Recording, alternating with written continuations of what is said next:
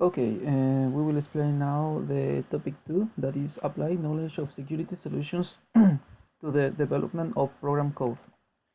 Okay, so we will talk about the next subtopic, that is establish user identification. Okay, perfect. So user identification is more than just you can put just to username and the password, and obviously when if your password it's okay, you will be allowed to enter. I just recommend you that it's better to put as the hardest if your password is very hard to hack, it will be very hard for the people to track your account. And if it's possible, you can just change the password for each of your accounts. So in this case, that if one of the accounts has been breached, you will be safe for the another accounts. So for example, if you already have an account and you put the same password for all of them, obviously you will be it will be very dangerous. You can lose all your accounts. Okay, but authentication, how it works? Well, first the user will send the the password and username, and by encryption of for confidentiality, we will be checked by the server. So it will be sent the message and the electronic signature that gives identification and message integrity. Okay, so what it does mean is the same that we send the credentials, the password, and the server verified that is really the user and his password is correct. So he will send an acceptance or rejection. Now another things that, for example, if you are concerned about your accounts, you can go to this website, that is how I've been found. Just click here, and for example, you can just put your email. We will put, for example, Juan Ramona Gmail. Okay, we will pound and we will check if it's not found. Unfortunately, my account is safe, but many others, if you put another email account, for example, I don't know, maybe one can be, I don't know. We check. Yes, this one, for example, it was found. So that means that you can just lose all your accounts, and actually that person he has all these accounts. I can see that actually he was breached. I'm pretty sure that that person he put his password very easy, and it was the same for all their accounts. Okay, another example that I want to give you is I made a program that, for example, if you okay, oh, but you cannot see my, you won't see my. Okay, I will stop here and I will explain you later. Okay, okay, see you. Bye.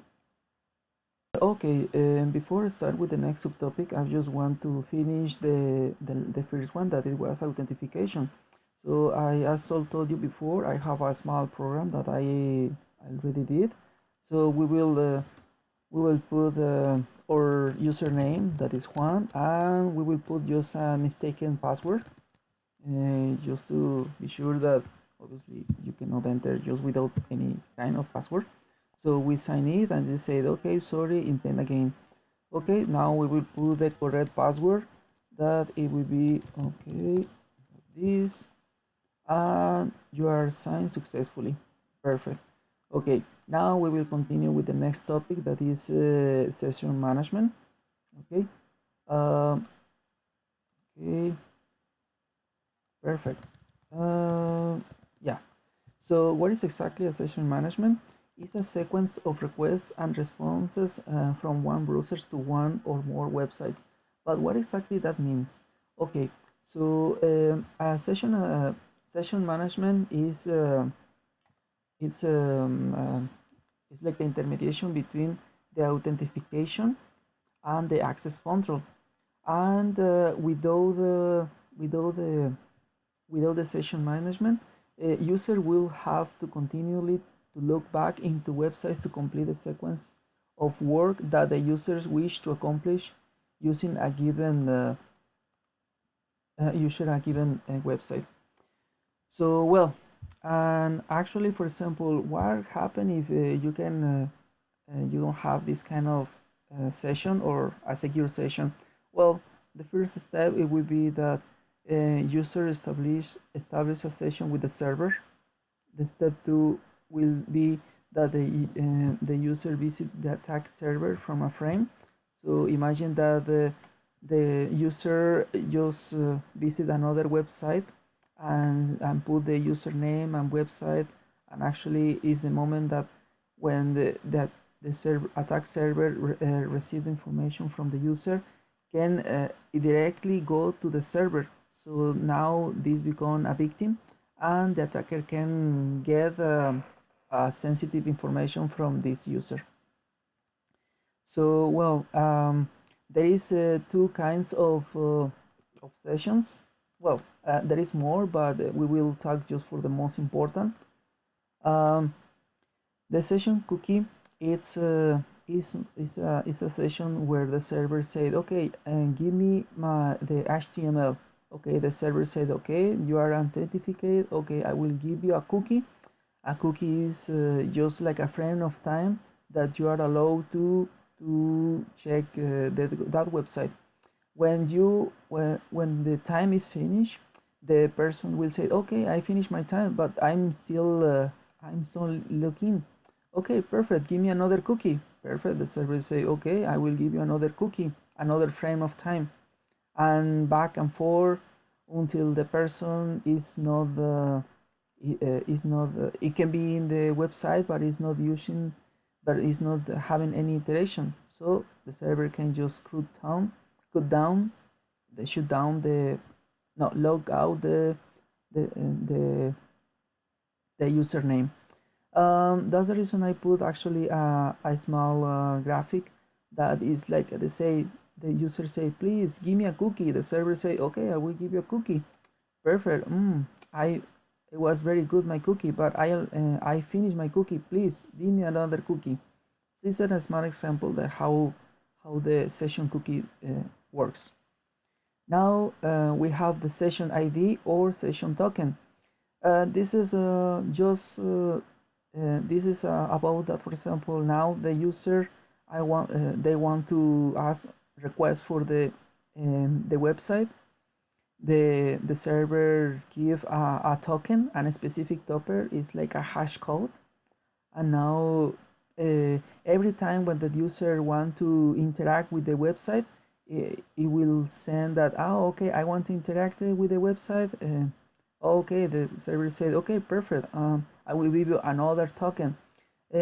How this one can work, for example, we can talk about imagine that you are in Amazon and you want to buy things, and the chart, every time that you put things on the chart in the cart, you will receive a different token. And well, I think that's all. We will continue with the next subtopic. Okay, the last subtopic we will talk about authorization to control access and information for the user. Okay, first of all, what is an authorization control? It's an approach of restricting system access only to authorized users. What does that mean? Okay, perfect. So imagine that this is a user, and not because now it's authenticated and is already on the session.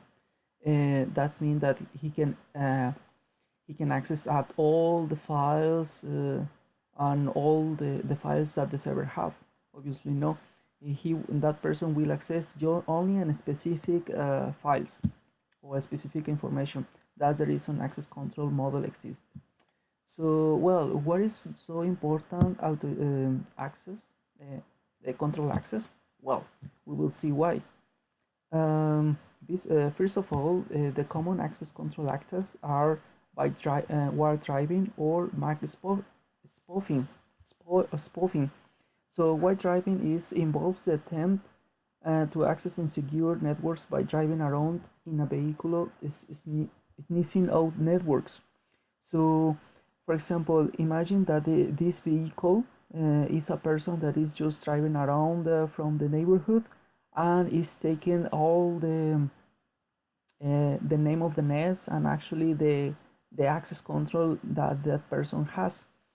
And actually there is a specific programs like this, NetSumble, Gizmet, and Kismet, that you can download and you can do the same with your car.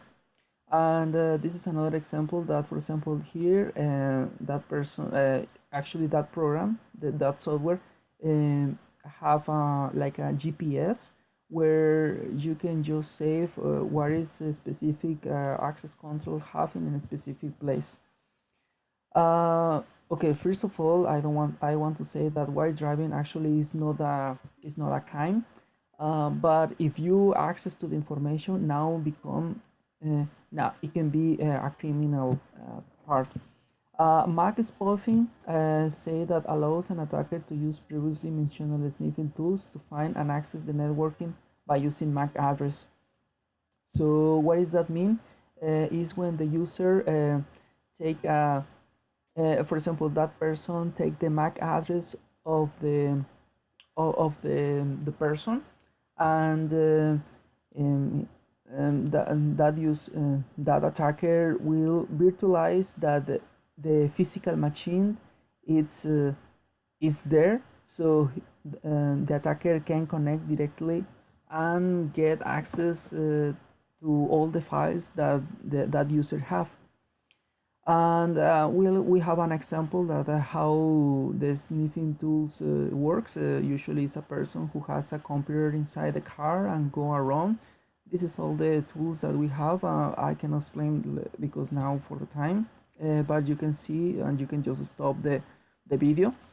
And this is the part that is a MAC spoofing that the attacker can take the MAC address, and with this MAC address can access to the information of the user. Okay, perfect. I think it's all. Thank you so much.